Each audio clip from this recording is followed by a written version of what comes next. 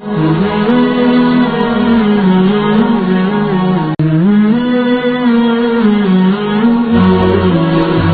pertama, apa hukumnya murid menyukai guru ngajinya sendiri dan selalu dia berdoa kepada Allah semoga dia jadi istri gurunya sendiri? Bagaimana dan selalu memandang gurunya dari jarak jauh? Seorang murid mencintai gurunya, senang tak kamu? Ada memandum murid lagi,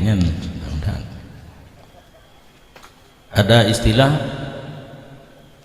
mabuk cinta.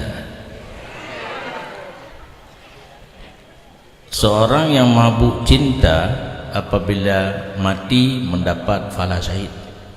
Silakan bercinta semuanya supaya mendapat pahala syahid, tetapi ada ketentuan, bukan secara umum global, tidak ada ketentuan. Ada ketentuan.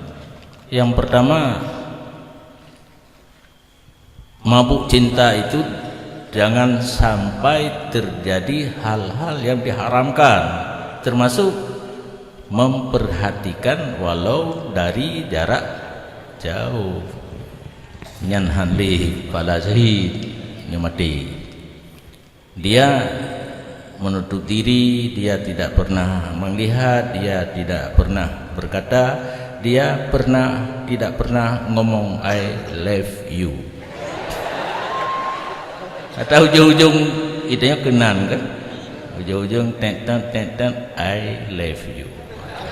Nyahan ali ya, tidak lagi mendapat pahala syahid.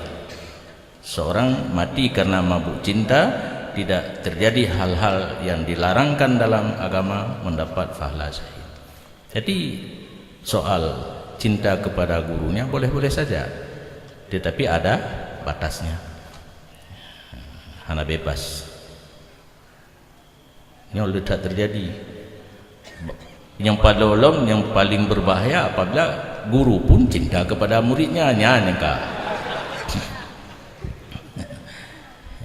tetapi apabila bertepuk sebelah tangan yang apa-apa tidak akan berbunyi kan, mekmon jarotillah, anak tu punya gayung bersambut ya.